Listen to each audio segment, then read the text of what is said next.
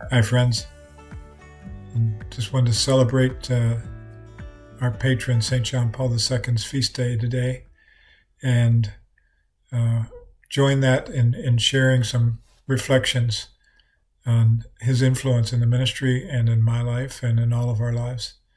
Uh, St. John Paul II was such a man of character and just a great fatherly heart. It reminds me of the father in the prodigal son story going out to greet the prodigal, but he went out to greet the church and to embrace the church. And I think everybody who had experience with him, either directly or indirectly, felt that embrace of the Father, experienced that love that comes from the heart of the Father. And I think maybe that's his greatest contribution to the world and to the church, is just showing us the Father's love and doing that in such a way that it upheld the truth.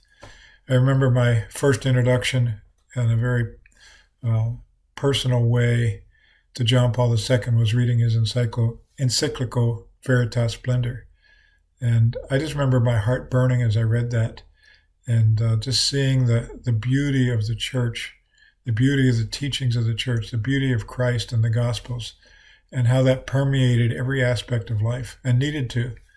And if I would say that we need one remedy today, it's the splendor of the truth to be radiating out into the church and into the culture.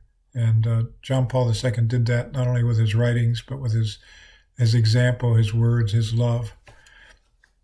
I only had one opportunity to be in his presence physically, and it was with a whole group of people. I didn't get very close to him, but I was present at a General Assembly, one of the Wednesdays, general audiences. And I think the thing that struck me more than anything was seeing people there from every nation, and they were dressed in their festal costumes, and it was from all over the world.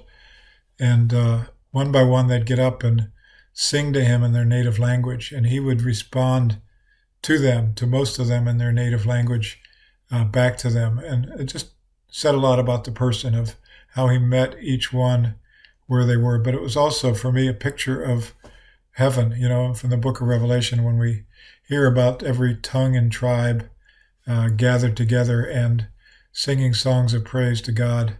That's what that experience was like.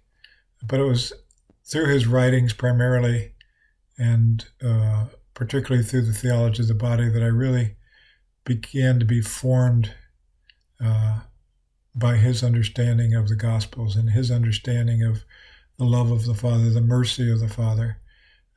Just from the very beginning, his writings about Christ the Redeemer and the Father who is rich in mercy and the Holy Spirit. And he really inspired our Trinitarian sculpting, where we focus on the love among the Trinity, and then Adam and Eve being created in that. That was really came from his writings, the imagery of that, and also his personal love for theater. And even though this isn't theater, his personal love for demonstrating the reality in physical form. And I've read some of his poetry, some of his poems, a lot of his writings, and just everything that I've read, everything that I've been exposed to has just brought that truth deeper and deeper into the heart. And so on this feast day, I just want to celebrate with you and remember his funeral, where we were joined with 2 billion people around the world. And I don't know if that's ever happened in history. So just wanted to share those thoughts with you, and maybe stir up some of your own thoughts in gratitude for our great patron, St. John Paul II. JP2, we love you. God bless you.